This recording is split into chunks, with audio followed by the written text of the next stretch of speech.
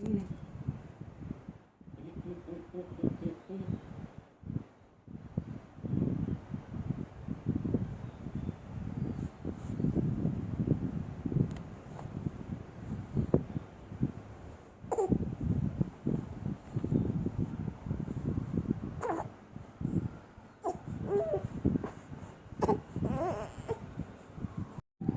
the card ready, then I see the Canada customer, I just simply send, then it will reply, they interested.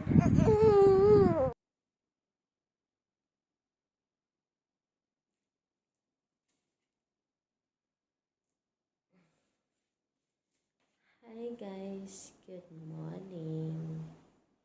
Nalate ako gumising ngayon guys, 8 o'clock na.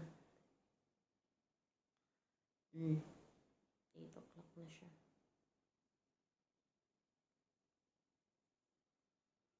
Wala pa lulutuin ko. Kung anong lulutuin ko.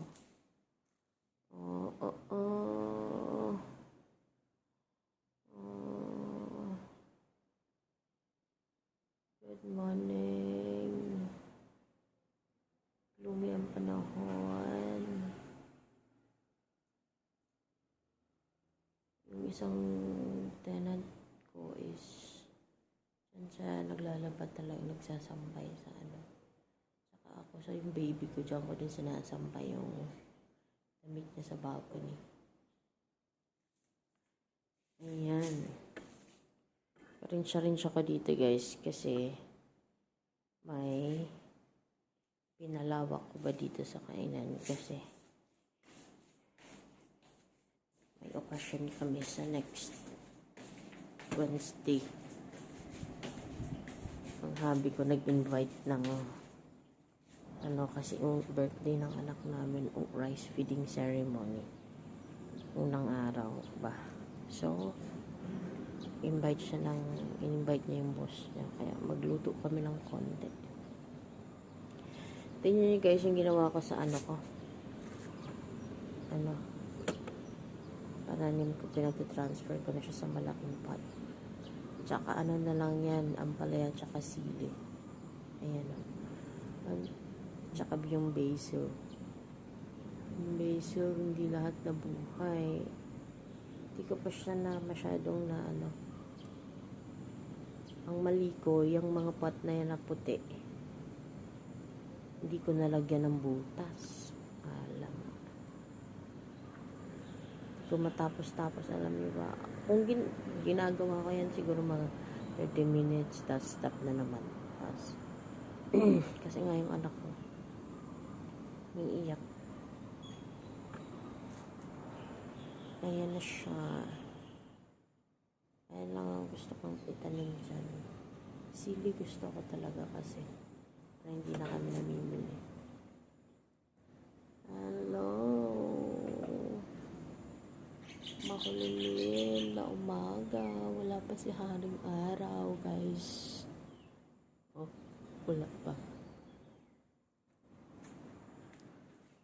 Anyway, hindi ko alam kung anong lulutuin ko na naman. Ano kaya lulutuin ko?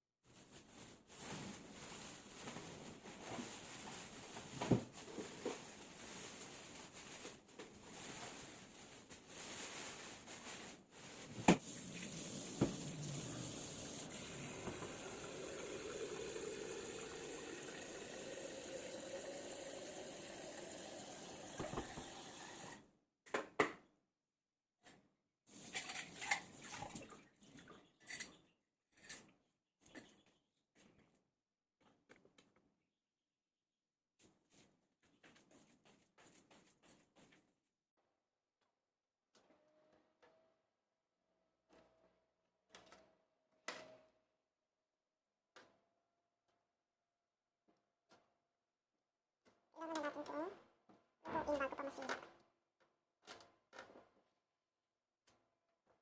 Broccoli.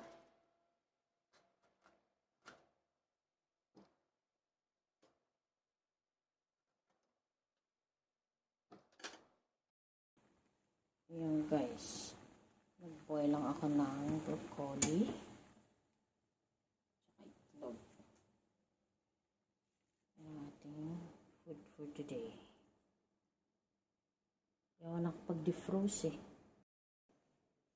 Ayan guys, niluto ko. Alam niyo ba yan kung ano? Beans. Very good and protein daw yan.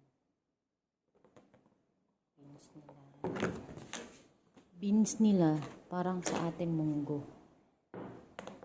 Ayan. Tapos broccoli with carrot and egg. No meat, egg lang. Alam guys. Ayan. Naglinis na rin ako. Nakapag-map na rin ako. Nakapag-punas-punas. Basa-basa pa yung floor.